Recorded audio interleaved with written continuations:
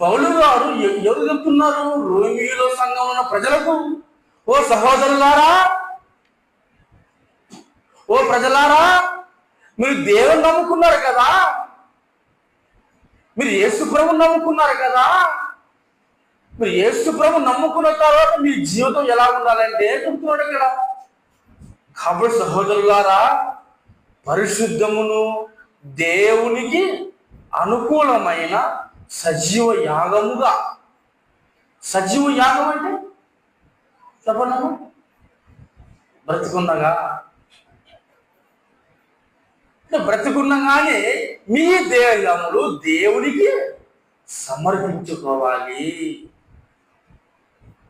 చచ్చిపోయిన తర్వాత మన దేవునికి అవసరం లేదు. ఈ దేహం మట్టిలోకి కలిసిపోతుంది.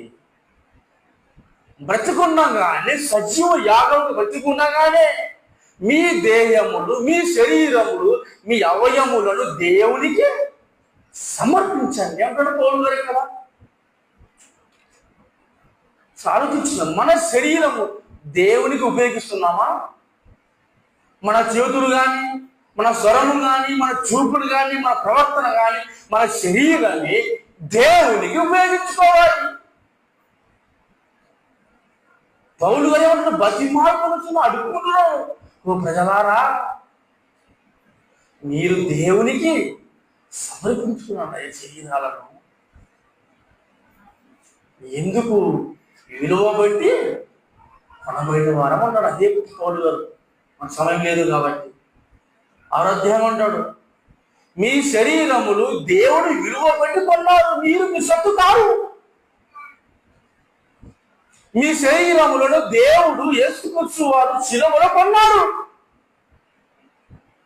ఎలా కొన్నాడు? తన ప్రాణం ఇచ్చి కొన్నాడు యేసుక్రీస్తు వారు.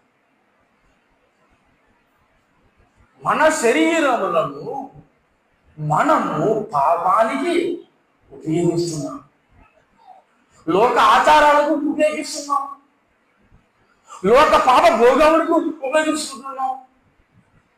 పౌలు గారు ఏం చెప్తున్నాడు? అయ్యా, దానికి కాదయ్యా మీరు ఉపయోగించుకోవాల్సింది, మీ శరీరములు దేవునికి ఉపయోగించుకోవాలి.